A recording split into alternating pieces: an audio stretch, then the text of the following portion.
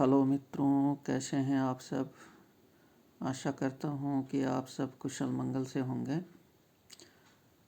आइए इसी कामना के साथ आज हम शुरू करते हैं झारखंड को जानिए श्रृंखला की 9वीं कड़ी। 8वीं कड़ी में हमने झारखंड प्रदेश में पाए जाने वाले खान और खनिजों की चर्चा की थी। तो खनिज दो वर्गों में बांटे जाते हैं, एक धात्विक खनिज और एक अधात्विक खनिज। तो पिछले एपिसोड में हमने धात्विक खनिजों की चर्चा की थी। आज के एपिसोड में हम चर्चा करेंगे अधात्विक खनिजों की। अधात्विक खनिज का मतलब है कि जिसमें धातु नहीं होता। जितने भी तत्व होते हैं सब अधात्विक तत्व होते हैं। ऐसा खनिज जिसमें अधात्विक तत्व होते हैं उसे हम अधात्विक खनिज कहते हैं। तो इस खनिज की श्रेणी में पहला खनिज है अभ्रक, माइका। माइका जो है वो धारवाड़ क्रम के चट्टानों में पाया जाता है और माइका शिस्ट धारवाड़ क्रम के चट्टानों में जो माइका शिस्ट पाए जाते हैं यही इसका मुख्य स्रोत है। मैग्माटाइट अभ्रक की प्राप्ति का मुख्य स्रोत है।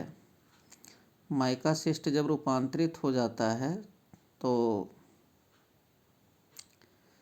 रूपांतरित अवस्था को ही अभ्रक कहते हैं हम लोग, है ना। लिखा हुआ है कि माइका शिस्ट से मुख्यतः होती है, यह रूपांतरित अवस्था में पाई जाती है। मैग्माटाइट अभ्रक की प्राप्ति का मुख्य स्रोत है, मतलब कि अभ्रक जो है मैग्माटाइट से प्राप्त किया जाता है। देखिए, ये एग्जामिनेशन पॉइंट ऑफ व्यू से बहुत इम्पॉर्टेंट फैक्ट आगे आ रहा है कि झारखंड का अभ्रक उत्पादन की दृष्टि से देश में तीसरा स्थान है। पहले कभी झारखंड का स्थान जो है पहला हुआ करता था। जब अविभाजित बिहार था तो बिहार का जो है अभ्रक उत्पादन में पहला स्थान था देश में। लेकिन अब ये झारखंड जो है खिसक करके तीसरे स्थान पर चला गया है। पहले स्थान पर जैसा कि आप देख रहे हैं स्क्रीन पर आंध्र प्रदेश है और दूसरे स्थान पर राजस्थान है। झारखंड राज्य में जो है इसकी पट्टी 150 किलोमीटर लंबी है और 19 से 25 किलोमीटर चौड़ी पट्टी झारखंड में पाई जाती है। इसका विस्तार जो है वो कोडरमा और गिरिडीह जिले में है। तो ये अभ्रक की जो पट्टी है वो मुख्यतः 2 जिलों में फैली हुई है, कोडरमा और गिरिडीह में। यहाँ पर इसकी खानें ज़्यादा हैं। आइए देखते हैं।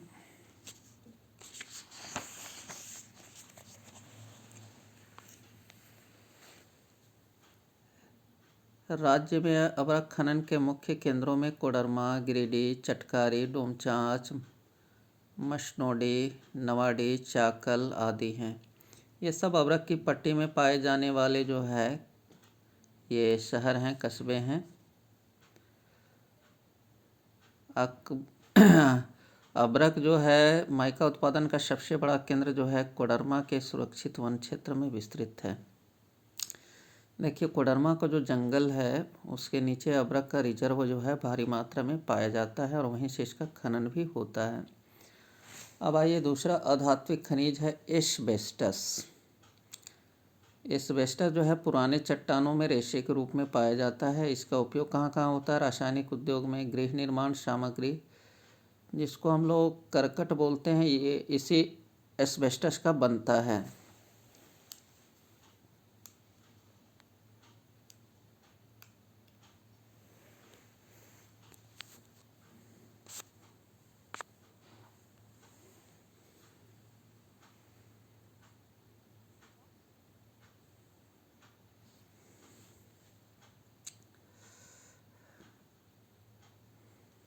क्षमा करेंगे, साउंड क्वालिटी में थोड़ी सी दिक्कत हो गई थी आपको।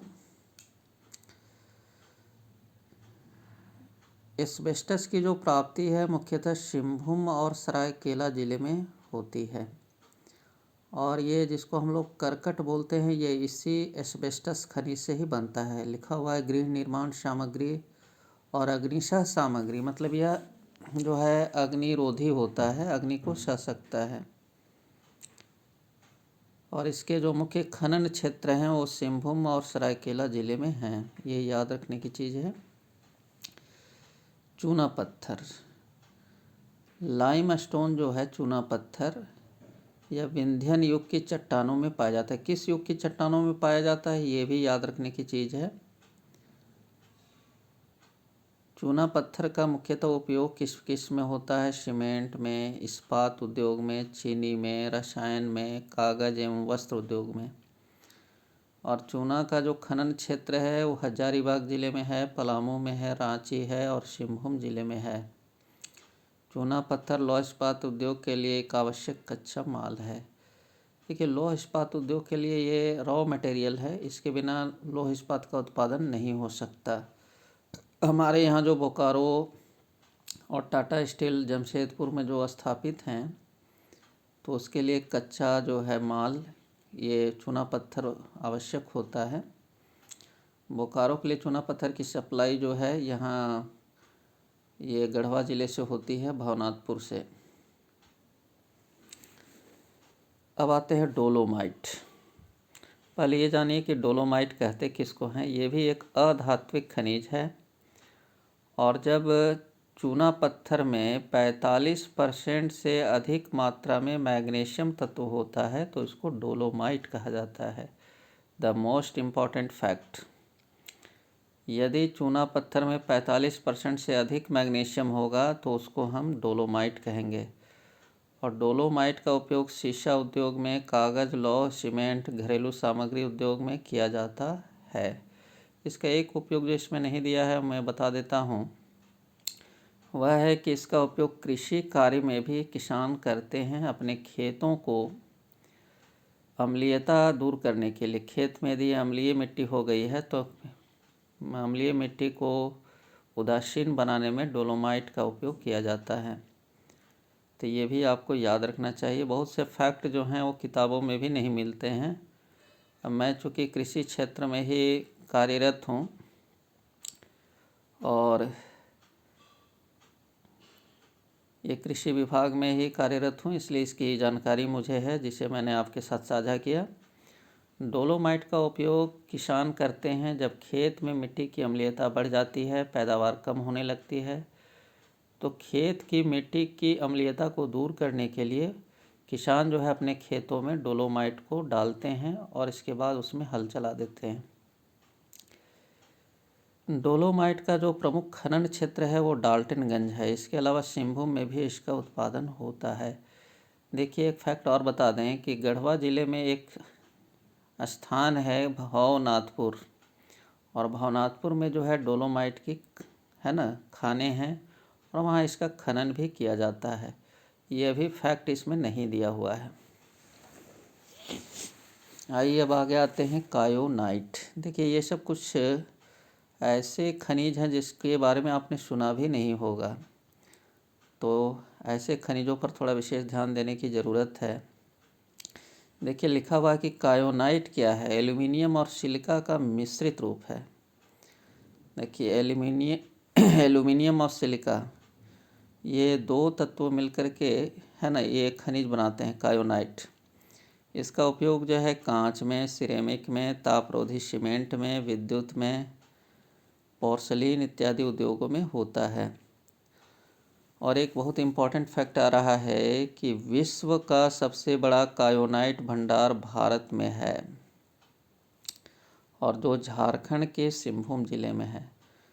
देखिए, विश्व में सबसे बड़ा कायोनाइट का जो रिजर्व है वो झारखंड में है, और झारखंड में भी कहाँ है? सिंहभूम ज़िले में है।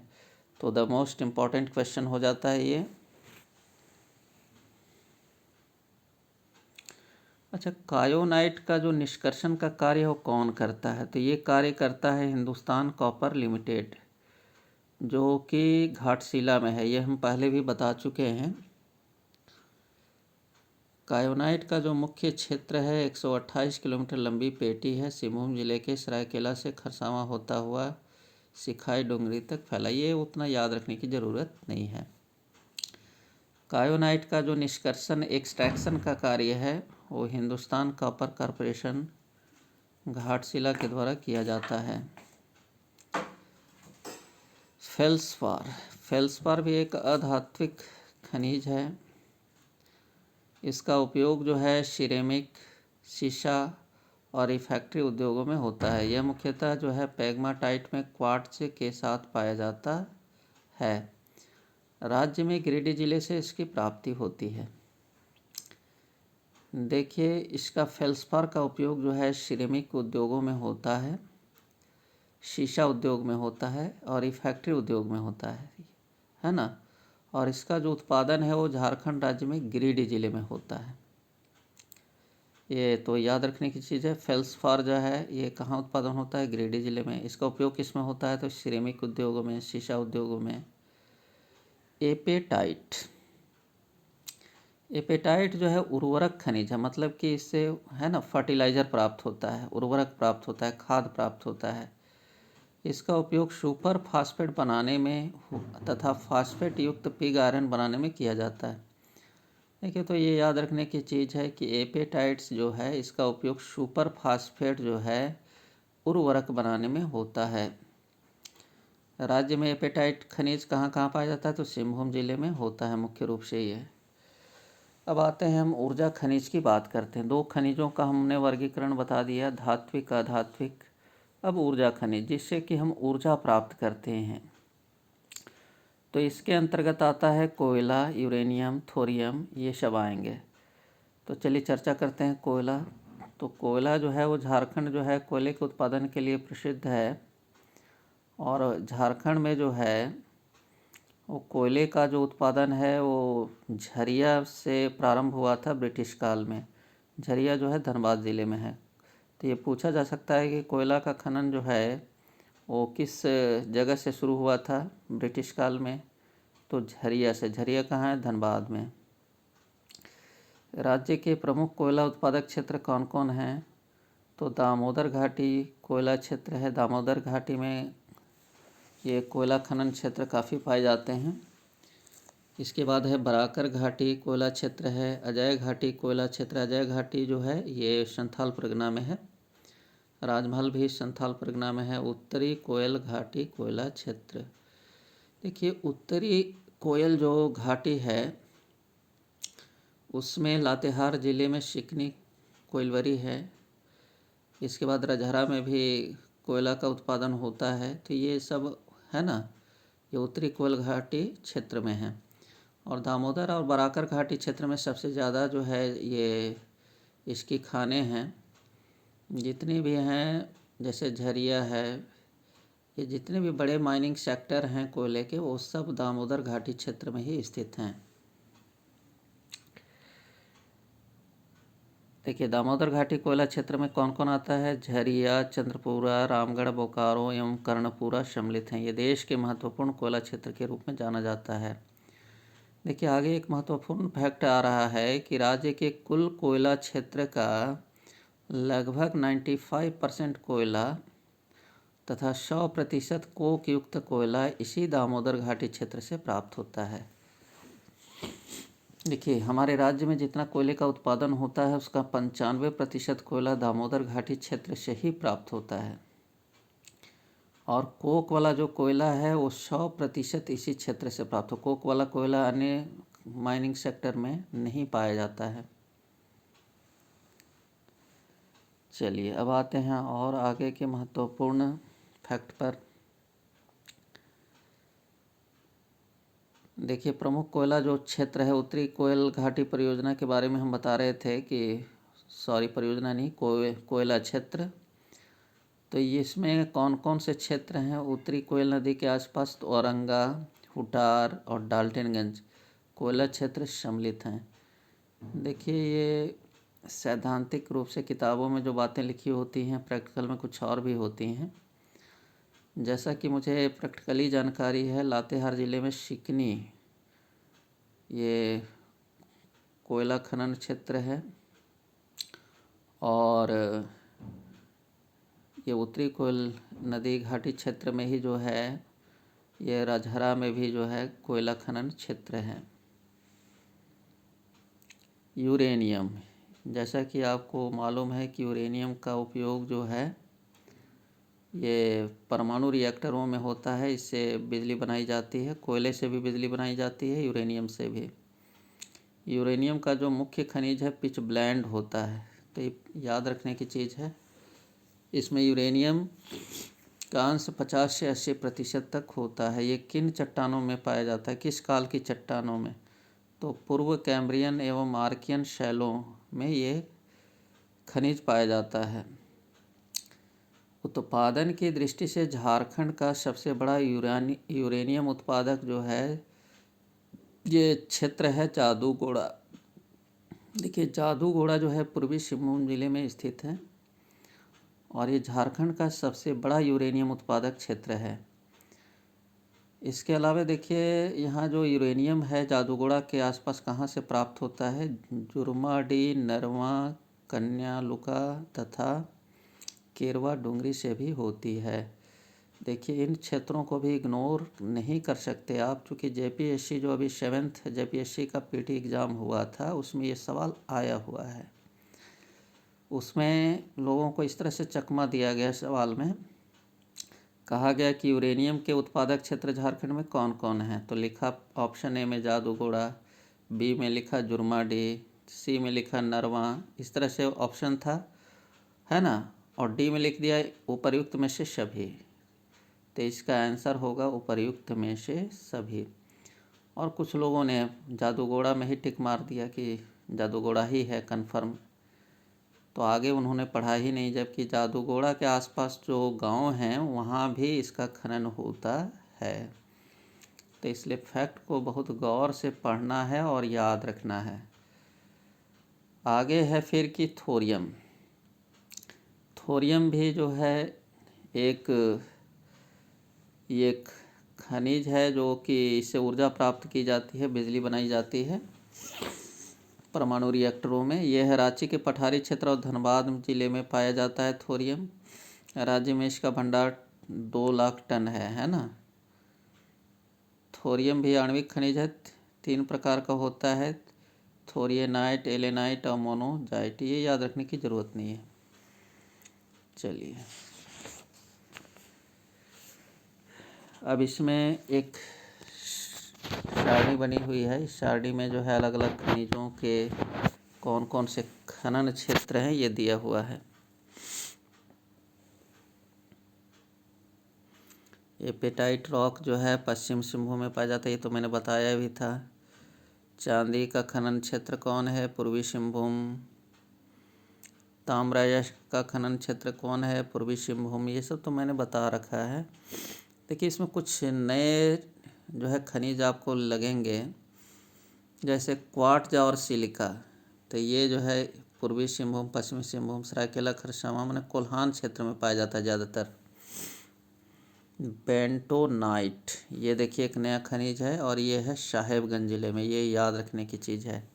बेंटोनाइट किस ज़िले में खनन है? इसका खनन क्षेत्र साहेबगंज में। बॉक्साइट तो मैंने बता ही दिया। चाइना क्ले, चाइना क्ले जो है लोहरदगा, रांची, दुमका, इन क्षेत्रों में पाया जाता है। गार्नेट, गार्नेट खनिज जो है कोडरमा, चतरा। मैग्नेराइट, मैग्नेराइट जो है पलामू और पूर्वी सिंहभूम में। बेराइट, बेराइट पाया जाता है रांची, पलामू, पूर्वी सिंहभूम में, है ना। टॉल्क, टॉल्क पाउडर जिसे बनता है सॉप, है ना, सॉफ्टॉन। तो ये है पश्चिम सिंहभूम, पूर्वी सिंहभूम, सरायकेला माने कोल्हान क्षेत्र में। टॉल्क पाउडर का जो खनिज है, डोलोमाइट मैंने बता ही रखा था, लाइमस्टोन बता ही दिया था, क्रोमाइट, क्रोमाइट में क्रोमियम होता है, पश्चिम सिंहभूम। मैग्नीज अयस्क कहाँ पाया जाता है? पूर्वी सिंहभूम। क्रोमाइट जो है वो पश्चिम सिंहभूम है और मैग्नीज भी है पश्चिम सिंहभूम, लेकिन निकेल का उत्पादन पूर्वी सिंहभूम में होता है। स्वर्ण अयस्क, सोना कहाँ पर निकलता है? तो सोना जो है रांची में स्वर्ण रेखा नदी से निकलता है, पूर्वी सिंहभूम। स्वर्ण रेखा नदी मतलब जिधर जैसे गुजरती है पश्चिम सिंहभूम, सिमडेगा और पलामू में भी स्वर्ण का उत्खनन होता है अल्प मात्रा में। आचरे जो है पश्चिम सिंहभूम। वर्मीकुलाइट जो है वर्मीकुलाइट कोडरमा में, गिरिडीह में। ब्लैक ग्रेनाइट, देखिए ग्रेनाइट जो है एक चट्टान है और इसका उपयोग जो है फर्श बनाने में होता है। इसकी सतहें काफ़ी जो है चिकनी और चमकीली होती हैं। तो ये हमारे दुमका, जामताड़ा, कोडरमा, रांची, खूंटी, सिमडेगा, पलामू, लातेहार और गढ़वा में ये ब्लैक मतलब काले रंग के ग्रेनाइट पाए जाते हैं। रंगीन ग्रेनाइट माने दूसरे रंगों वाले जो है ग्रेनाइट कहाँ कहाँ पाए जाते हैं, तो ये हमारे यहाँ नहीं पाए जाते हैं। तो ये था कुछ आज मैंने बताया अधात्विक खनिजों और ऊर्जा खनिजों। ऊर्जा खनिज कहते हैं जिससे हम ऊर्जा प्राप्त करते हैं, मतलब कि बिजली घरों में इसका उपयोग करके बिजली पैदा की जाती है, ऊर्जा पैदा की जाती है। जैसे कोयले से ताप बिजली घरों में जो है बिजली बनाई जाती है। यूरेनियम, थोरियम, ये सब जो आणविक खनिज हैं, इससे परमाणु रिएक्टरों में बिजली बनाई जाती है, तो इसको हम ऊर्जा खनिज कहते हैं। तो आज मैंने जो चर्चा किया अधात्विक खनिज और ये ऊर्जा वाले खनिज, आशा है कि आपको ये पूरी तरह से समझ में आ गया होगा। इसके महत्वपूर्ण तथ्यों को आपने आत्मसात कर लिया होगा और परीक्षा के दृष्टि से ये बेहद इम्पॉर्टेंट हैं। चलिए मिलते हैं अगले एपिसोड में, तब तक के लिए सभी को बहुत बहुत धन्यवाद। जोहार झारखंड।